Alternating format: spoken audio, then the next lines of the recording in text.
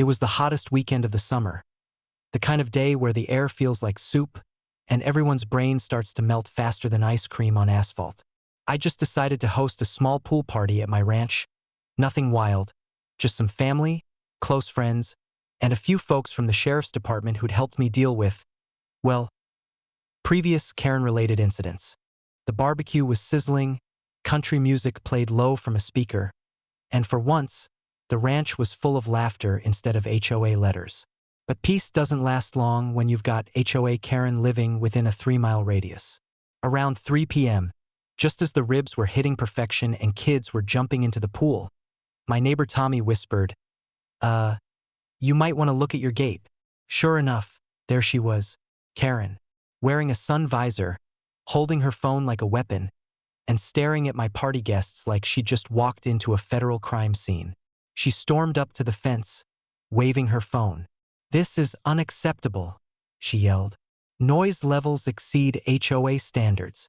You're disturbing the peace." I grinned. "Karen, it's a private ranch. HOA doesn't even apply here. And besides, we've got permits for everything.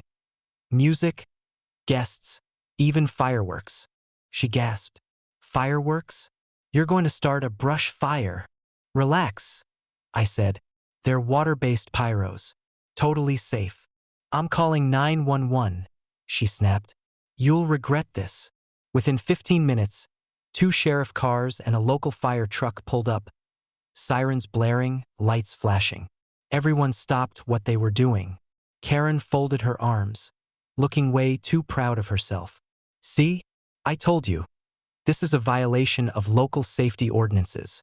But when the first deputy stepped out of the car, her smile vanished. Because it wasn't just any deputy. It was Deputy Raymond Holt, the governor's brother-in-law. And standing right behind him, in casual jeans and sunglasses, was none other than Governor Allen himself, with his family, waving from their SUV. Karen's jaw dropped. Wait, what?" The governor smiled. "Hope we're not too early for the pool party. My sister wouldn't stop talking about your brisket." I grinned. "Right on time, sir. Glad you could make it."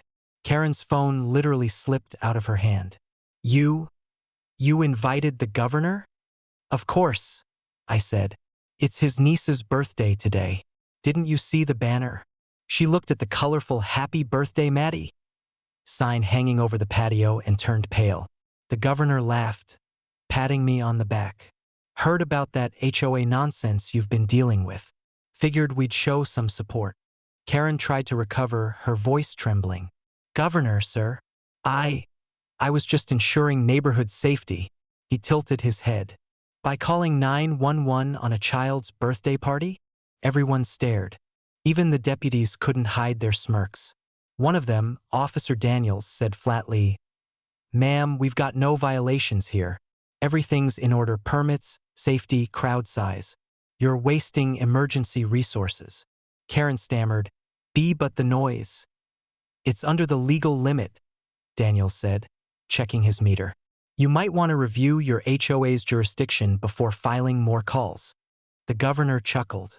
"Ma'am, I appreciate your concern, but I'd rather our officers focus on real emergencies, like wildfires or traffic accidents, not pool parties." Karen looked like she might actually faint. The crowd went silent, then burst out laughing. My cousin handed her a lemonade and said, "Here, Karen, you look dehydrated from all that complaining." She glared, grabbed her phone, and stormed off muttering, "You'll all regret this." But the real twist? She did regret it big time, because the next morning, a local news van showed up. Turns out, one of the deputies had reported the false emergency call, and the HOA board had been fined for misuse of emergency services. Karen's name? Plastered all over the report. A week later, she had to attend a community mediation hearing where the governor's office personally requested her removal from the HOA board. The chairwoman sighed, "Karen, your actions reflect poorly on this community. You're hereby suspended from all HOA duties indefinitely." She tried to protest, but the governor's assistant leaned over and whispered, "Ma'am, the governor's daughter cried because of your stunt. I'd suggest you stop talking." Back at the ranch, life was good again.